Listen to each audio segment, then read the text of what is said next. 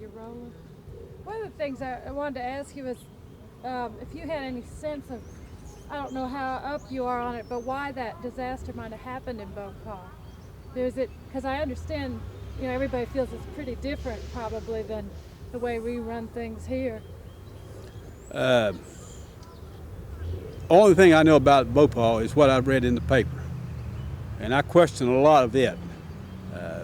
Working with the Insecticide 7, I feel that the news media probably, again, put out some stuff that, some news that I don't really think that they knew what they were talking about. In my personal opinion, from all indications from what happened, I firmly believe in my heart that it was a sabotage thing. I really believe that.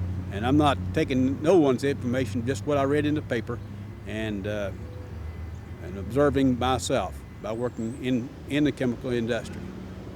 Do you think something like that could have happened at South Charleston or Institute from your experience? I don't think so, no, ma'am. As a matter of fact about it, I know that since the Bhopal incident, that Carbide has spent several $1 million replacing all valves and everything at the Institute plant, tubing and all, just for safety precautions. But I personally, I really feel that secure, as I said a while ago. I'm not, I wouldn't bother me at one thing at all to move right in next door to the Institute plant or South Charleston plant. I really feel they're doing everything they can, human possible. And I don't, as far as that happening in the Institute, I would say absolutely. It'd be almost impossible to happen. You certainly look healthy. Have you ever been sick, or your family been sick that might make you think maybe? Well, I've had a few kidney stones, but I'm not going to blame that on the chemical industry. I live a pretty full life. I keep pretty busy, and like I said, no, as far as major illness is concerned, it hasn't affected my family at all. And we've got 3 wonderful daughters, 3 wonderful grandchildren, and wife and I, we haven't had any. We've been here in this community all these years, and we haven't had any major effects on as far as our health is concerned. Maybe we're an exception. How about other guys you worked with? I've worked with thousands of them, in and out. A lot of them are retired. As far as I know, most of them, and their health is good. But your health depends upon how you treat your body too. You don't booze it and smoke it and run around all hours of the night. You got to take care of your body. It's like your automobile. That's right. Are many young people finding jobs this day and time in the chemical industry? Well, I noticed in the paper the other day where they interviewed or taken about 9,000 applications, and they're going to hire about 200 employees. I think that's what the paper said this year. The generation that I was in, most of them are leaving now. They're retiring. Some of them have been fortunate enough to make some good investments, and they're leaving at the age of, some of them at 55 years old. We've worked 30 years in the chemical industry, and so they have a combination of 85 years. If you have 55 years old and you got 30 years, you can retire. I think about 80%, and that's good. Not very many. I think the automobile industry has something that's similar type that they can retire early, and I think what's one of the problems that this country has today is that we are maybe retiring some of our people too early. And I'm not going to be too critical of that. I like to see everybody retire. Matter of fact, I'd like to see these young people, including my own, get out there and pay part of the taxes that I've paid for all these years. What do they do with new employees there at Carbide? Do they have some of you old-timers show them the ropes when they come definitely. in? Oh, yes. They got to go through an extensive training program, particularly in operation, because they have, it's a responsible job.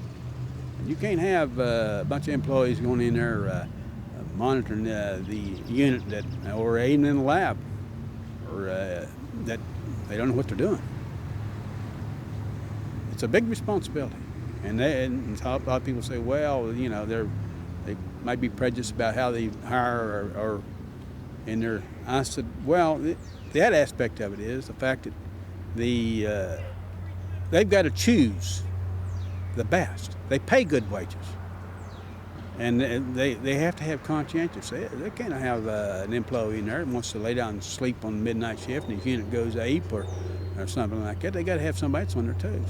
And they've got a good, in the last 6-7 years, they've got a fine group of young people coming into the South Charleston plant. Fine group. I think they're doing a good job. What does that mean to you that almost 9,000 people were applying for what might be 200 jobs? Well, to me, it means that our economic situation here in the valley, in this area, is critical.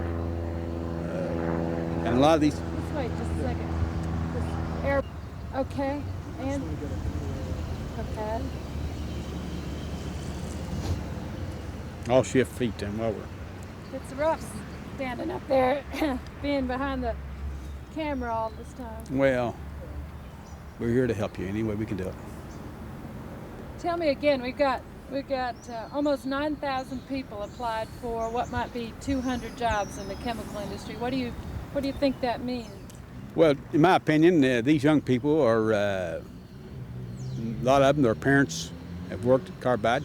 The pay is good, and it's security. They get an opportunity to raise their family in this community, to educate their children.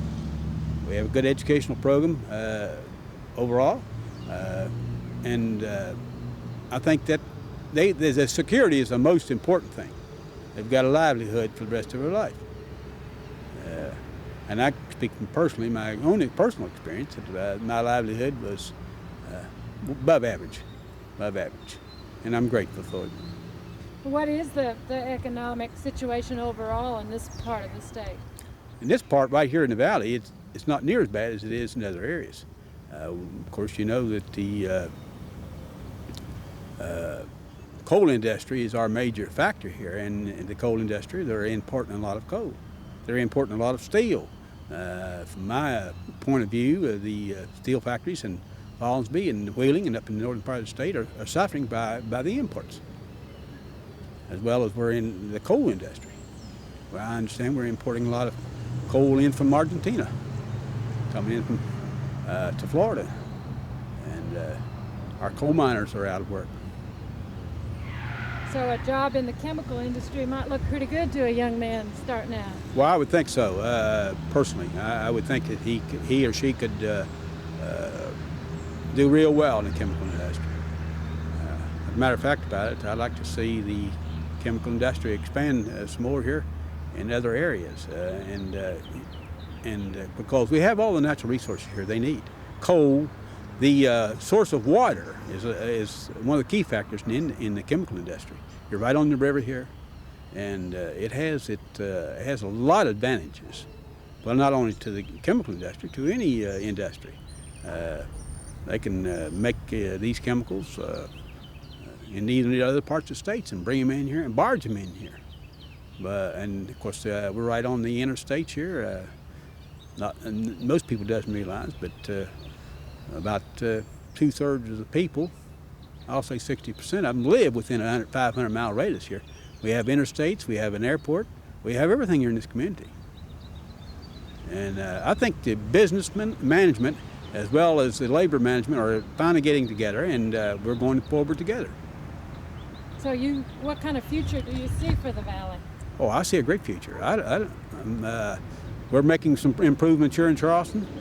We're going to be, you've probably been downtown, and from a councilman's viewpoint, I think we're moving. We're going in the right direction. We're going to have a great city. As a matter of fact about it, I would be a bit surprised if 2 or 3 years from today that Charleston will be the chemical, not only the chemical, but the convention center of the East. We've got the motel space, hotel space. We have convention center there that you probably visited when you were here a few weeks ago. And I think that we're moving in the right direction. So do you think this Bhopal disaster will have any effect on the industry here and on Charleston itself? Is it giving the city a black eye, or is it going to be a positive? I think it's going to be positive, really, in my personal opinion. I think we have a positive attitude toward, and whether it was sabotage or whether it was an accident. I'm sure that the management of the chemical industry, whether it's Carbide or any other chemical industry that I work for, or anybody works for, they are going to take every precaution to produce chemicals, like refineries that refine this gasoline and stuff. Everybody's on his toes now, everyone, and it's good. I'm not being critical of the people complaining, but if they were better informed than what's going on, then we would, I think could eat better, sleep better, and relax. They play their golf games. I would invite anybody to go up to our golf course here on the west side and just interview people that are retired carbiders. They've worked all those years for the plant, and now they're enjoying life. And they've got a good, most of them have a good monthly income with their Social Security. And basically right now we've got a lot of retirees in this area particularly that I know personally. And most of them are retired Carbide employees too. Enjoying their retirement. Enjoying it, yes ma'am.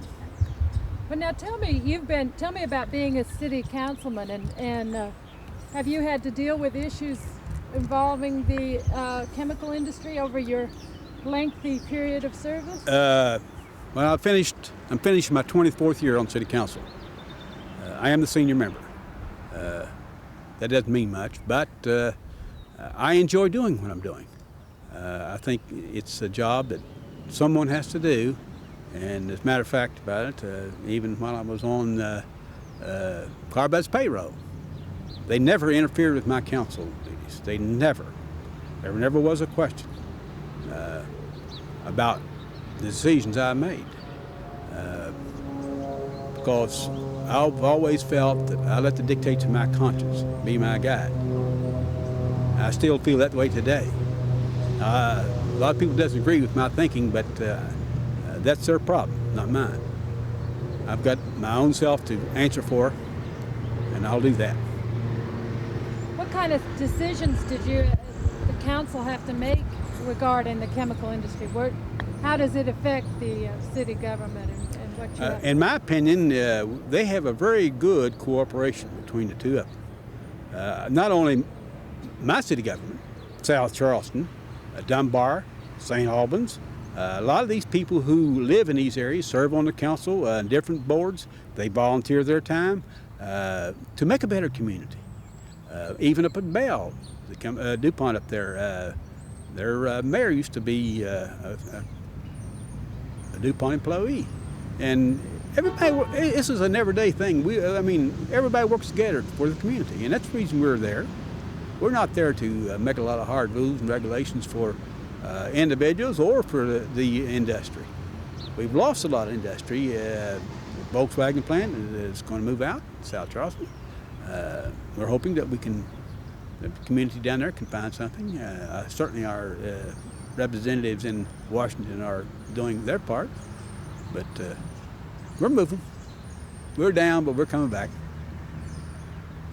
I know there's been some talk about some doing more on the federal level towards regulation of the chemical industry and all. It sounds like you feel that the industry is doing a pretty good job at the plant level of safety.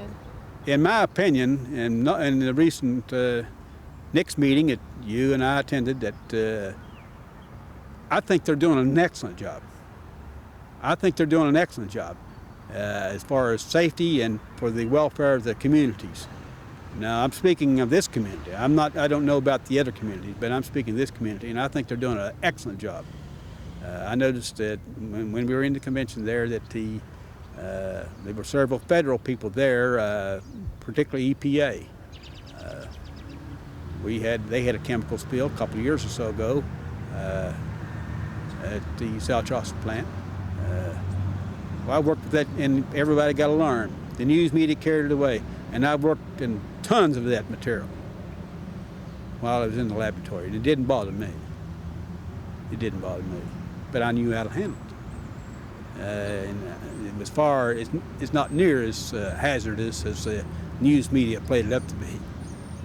I know a number of the people from the plants have said that one of the problems is that it's hard for you all in the plants to explain to residents sort of the technical information, or it's hard to explain to them what goes on and to reassure them because they don't have the understanding really of what goes on there. I think basically that is true. Myself, I have a high school education. I don't understand the terms of a lot of chemical terms. Now, when it comes to, they have a guidelines there to check those chemicals. If you follow those guidelines, you're not going to have any problems. You're not going to have any problems. Now, for the average layman out here, it's hard for me to try to convince them that chemical is not dangerous. I would even attempt to, particularly if they've already made up their mind that they're in a dangerous situation.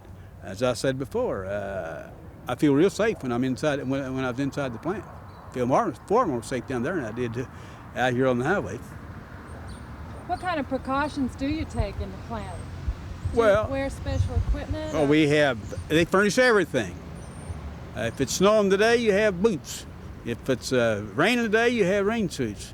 You have all kinds of respirators, all kinds of safety equipment, fire extinguishers, you name it, they have it.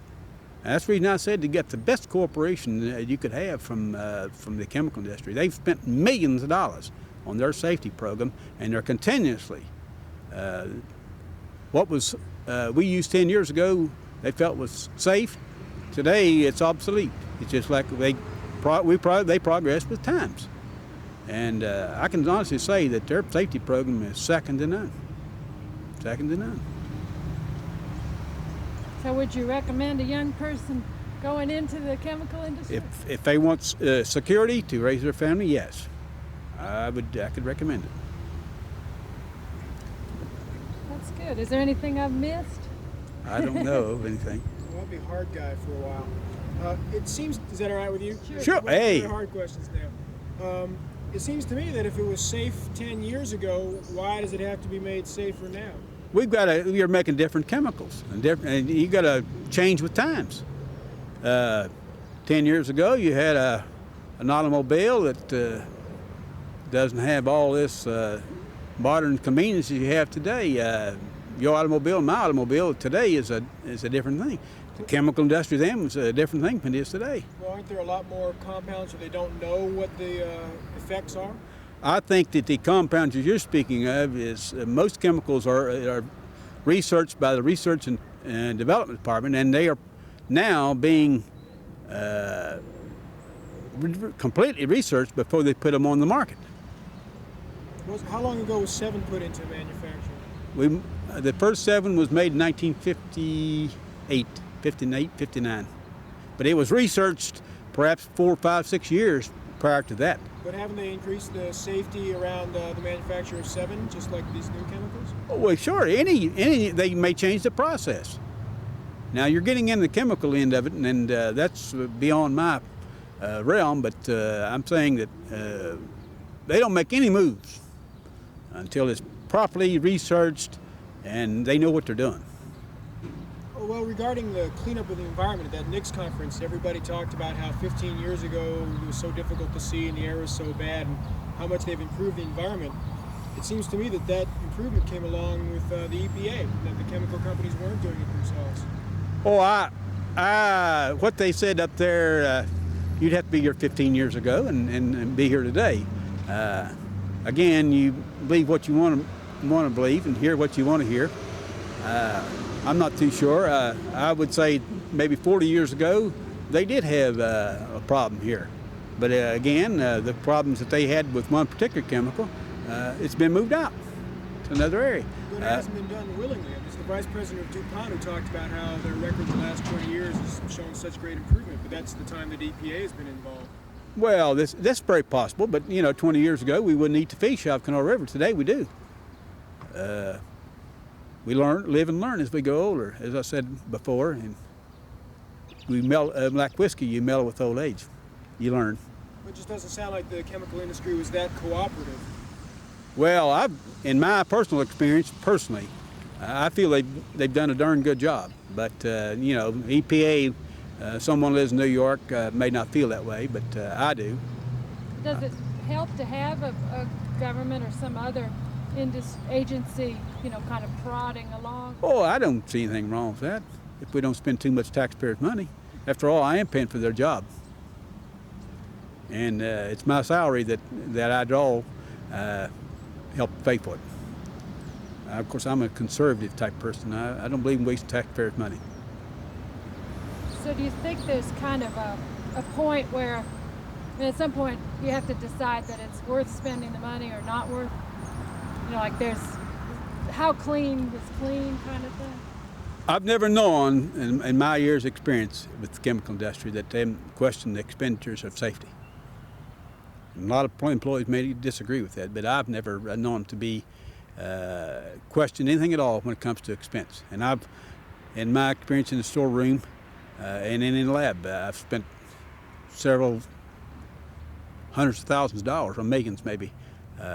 Since equipment was bought, face masks, anything that's safe. They never questioned anything while I was captain of that rescue squad, anything I bought for safety for the employees.